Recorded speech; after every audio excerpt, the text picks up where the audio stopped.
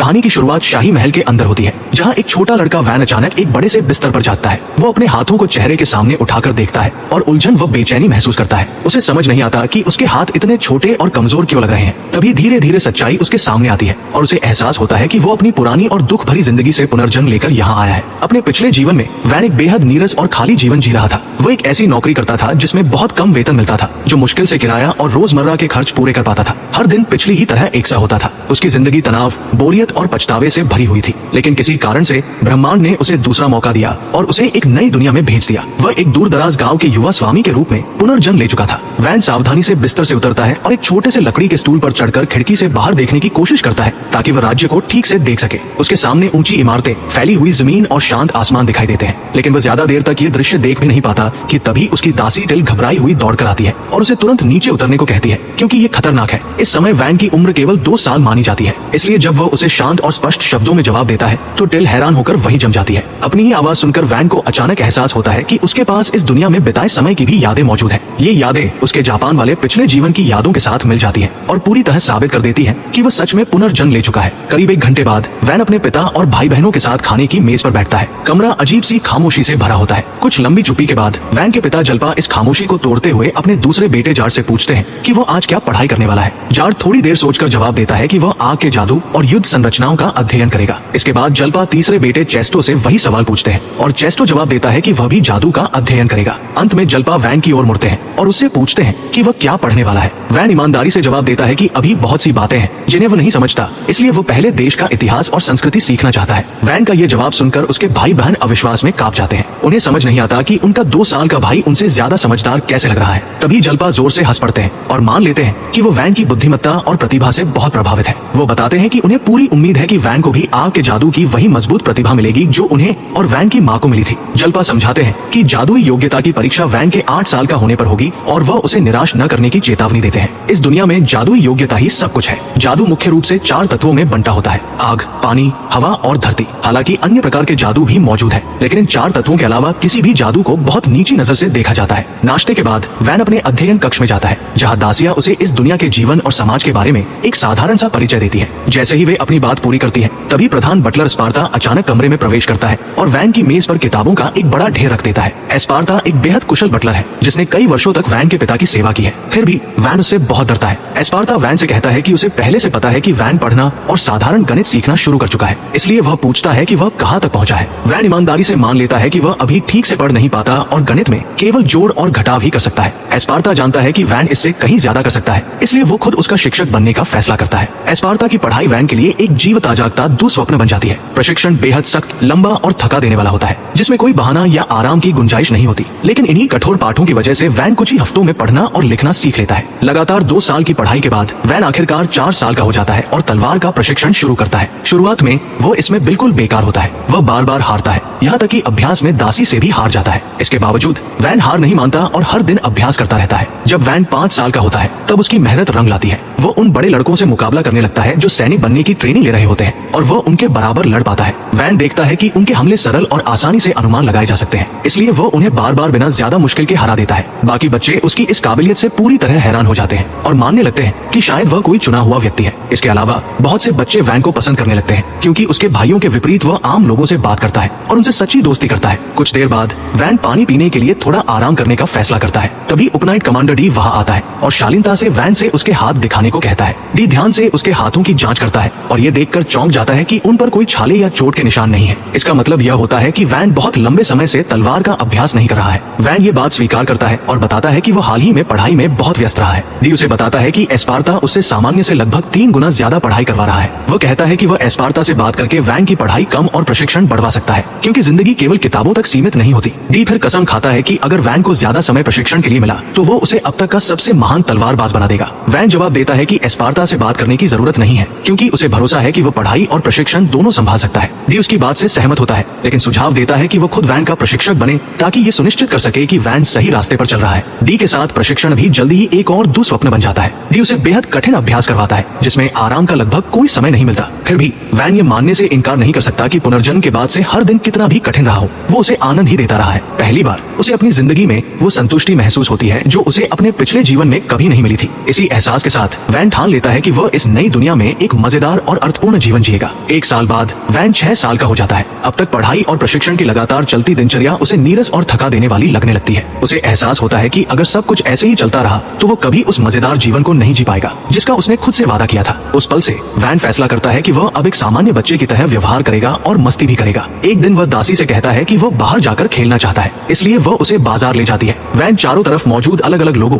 आवाजों और बिकती हुई चीजों को देखकर हैरान रह जाता है। बाजार में चलते हुए वैन का ध्यान एक विशाल इमारत पर जाता है जिसे मेरी चैम्बर ऑफ कॉमर्स कहा जाता है। वो उसे हैरानी से घूर ही रहा होता है कि तभी पास में एक डरावना दृश्य सामने आता है। एक बच्चे को जंजीरों और बेड़ियों में जकड़कर बाजार के बीच से घसीटते हुए ले जाया जा रहा होता है। वैन तुरंत उस आदमी से पूछता है कि बच्चे को जंजीरों में क्यों बांधा गया है। आदमी जवाब देता है कि वह अपने बेटे को गुलाम के रूप में बेच रहा है और ये कहते हुए कि बच्चा उसका है, इसलिए वो उसके साथ जो चाहे कर सकता है। दासी वैन को समझाती है कि गरीब परिवारों में ये आम बात है कि जिन बच्चों को वे पाल नहीं सकते उन्हें गुलाम बनाकर बेच दिया जाता है ताकि उनका जीवन थोड़ा आसान हो सके। वैन मान लेता है कि ये दृश्य बहुत क्रूर और दर्दनाक है, लेकिन साथ ही उसे ये भी लगता है कि वह इसे बदलने के लिए ज्यादा कुछ नहीं कर सकता। तभी एक महिला जिसका नाम रोजाली होता है आगे आती है और वैन का अभिवादन करते हुए कहती है कि उसकी सेवा करना उसके लिए सम्मान की बात है। वैन उससे पूछता है कि उस आदमी को अपने बेटे को बेचने पर कितने पैसे मिलेंगे। रोजाली समझाती है कि कीमत बच्चे की जादुई योग्यता पर निर्भर करती है। जब उसे पता चलता है कि उस लड़के में चोरी से जुड़ी योग्यता है जिसे बहुत ही निम्न स्तर का माना जाता है, तो वह कहती है कि उस बच्चे की कीमत 3 सिल्वर कॉइन से ज्यादा नहीं होगी। ये सुनते ही वो आदमी गुस्से से भर जाता है और अपने बेटे को बार बार लात मारने लगता है, उसे बेकार और निकम्मा कहते हुए चिल्लाता है। फिर वह लड़के को पकड़कर कहता है कि वे किसी दूसरी दुकान पर जाएंगे। अचानक वैन आगे बढ़ता है और उस आदमी को रोकते हुए घोषणा करता है कि वह उस लड़के को 5 सिल्वर कॉइन में खरीदेगा। आदमी तुरंत मान जाता है, पैसे लेता है और बिना पीछे देखे वहाँ से चला जाता है। इसके बाद वैन लड़के के सामने घुटनों के बल बैठता है और अपना परिचय देता है। लड़का अपना नाम कैम्शन बताता है। वैन कैम्शन से कहता है कि वह जहाँ चाहे जा सकता है, वो अब आजाद है। वैन का उसे सच में गुलाम बनाने का कोई इरादा नहीं था,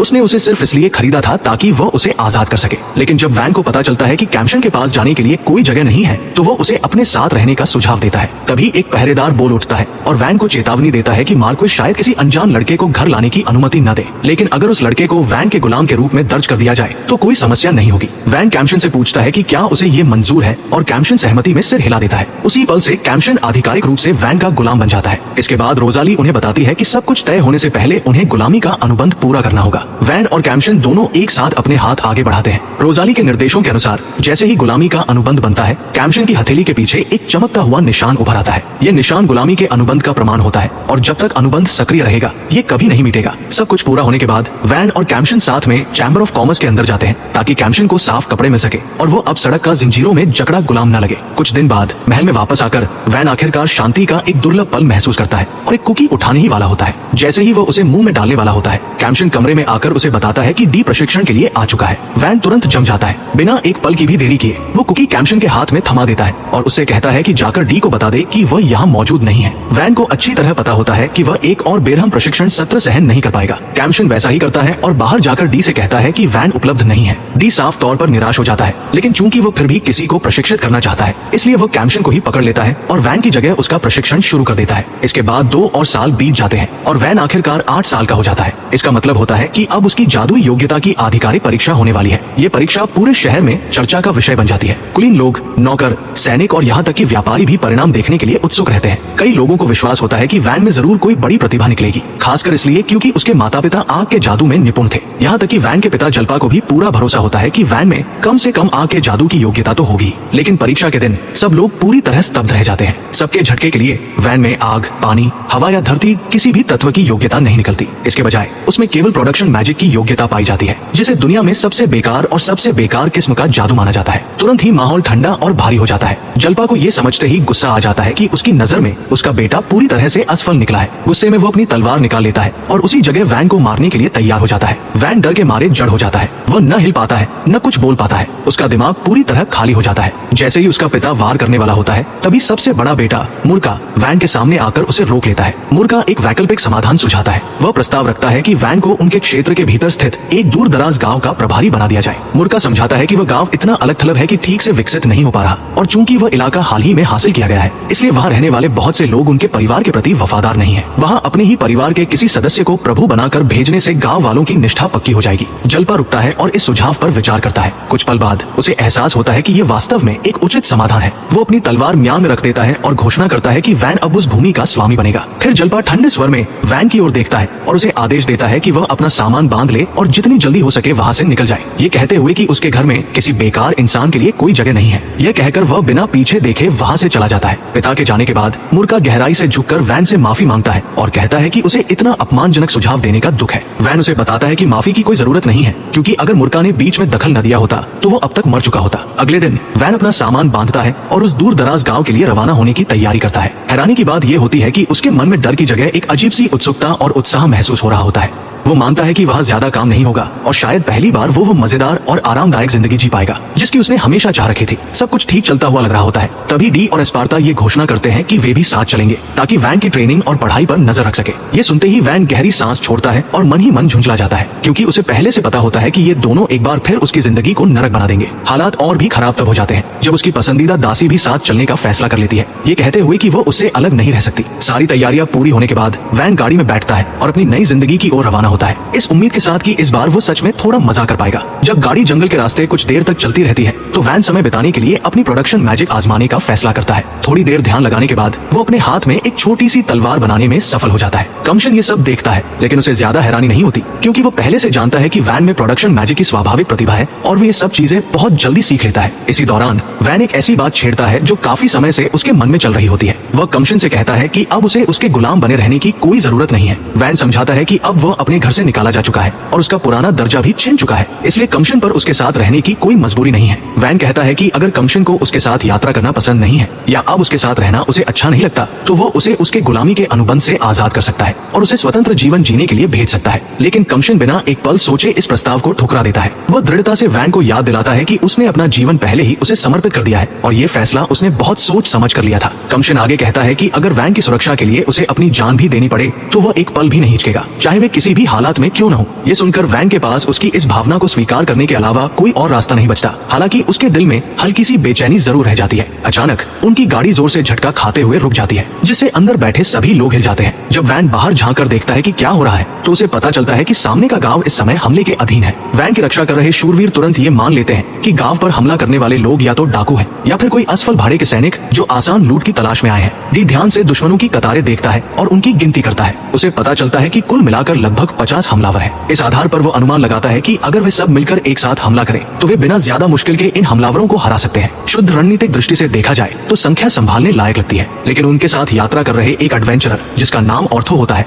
इस योजना से पूरी तरह असहमत हो जाता है। ऑर्थो डी को याद दिलाता है कि उनका काम शुरू से ही बिल्कुल साफ था, उन्हें सिर्फ वैन की सुरक्षा के लिए नियुक्त किया गया था। अगर वैन खुद खतरे में पड़ता, चूंकि इस समय वैन पूरी तरह सुरक्षित है और उसे सीधे निशाना नहीं बनाया जा रहा, इसलिए ऑर्थो का कहना होता है कि उन्हें ऐसी लड़ाई में अपनी जान जोखिम में डालने की कोई जरूरत नहीं है जो उनके अनुबंध का हिस्सा ही नहीं है। ऑर्थो की बात सुनकर डी साफ तौर पर झुंझला जाता है, लेकिन इसके बावजूद वह ऐलान करता है कि वो फिर भी लड़ेगा। वह कहता है कि वह चुपचाप खड़ा होकर निर्दोष गांव वालों को मरते हुए नहीं देख सकता। वह यह भी कहता है कि अगर कोई और उसका साथ न भी दे तब भी वह अकेले ही हमला करने के लिए तैयार है। जाने से पहले वह एडवेंचरों से बस इतना कहता है कि वे पीछे रहकर वैन की सुरक्षा पर ध्यान दे अगर हालात और बिगड़ जाए। डी के आगे बढ़ने से पहले ही एस्पार्टा अचानक बोल उठता है और उसकी योजना को रोक देता है। एस्पार्टा साफ शब्दों में डी से कहता है कि इस तरह अपनी जान दांव पर लगाना बेहद मूर्खता होगी, खासकर तब जब वो खुद कितना महत्वपूर्ण है। वह समझाता है कि अगर डी यहाँ मर गया तो इससे राज्य की सेना के भविष्य को बहुत बड़ा नुकसान पहुंचेगा। एक प्रसिद्ध और सम्मानित एलिमेंटल मैच होने के नाते एस्पार्टा एक ज्यादा सोच समझकर बनाई गई योजना पेश करता है। वो सुझाव देता है कि वे अपनी स्थिति के चारों ओर एक शक्तिशाली रक्षात्मक दीवार खड़ी करें ताकि वैन सुरक्षित रहे और एडवेंचरर उस दीवार के पीछे से दूर से हमला करके दुश्मनों की संख्या धीरे धीरे कम करें और जैसे ही दुश्मनों का पूरा ध्यान उस दिशा पर केंद्रित हो जाए डी और बाकी शूरवीर दाहिने मोर्चे से अचानक हमला करके उन्हें चौंका दे। एस्पार्टा को पूरा विश्वास होता है कि अगर ये रणनीति सही तरह से लागू की जाए तो जीत निश्चित होगी, लेकिन वैन जल्दी ही समझ जाता है कि इस योजना का असली मतलब क्या है। दुश्मनों का ध्यान एक ही जगह खींचने के लिए एस्पार्टा को खुद पीछे रहकर जानबूझकर चारे की तरह काम करना होगा। एस्पार्टा बिना झिझक वैन की इस चिंता की पुष्टि कर देता है और बताता है कि यही एकमात्र तरीका है जिससे ये योजना सफल हो सकती है। अगर वह चारा नहीं बनेगा तो डी और उसके लोग सीधे टकराव में फंस जाएंगे और शायद व्यर्थ में अपनी जान गंवा देंगे। ये सुनकर वैन उन शब्दों का बोझ पूरी तरह समझ जाता है।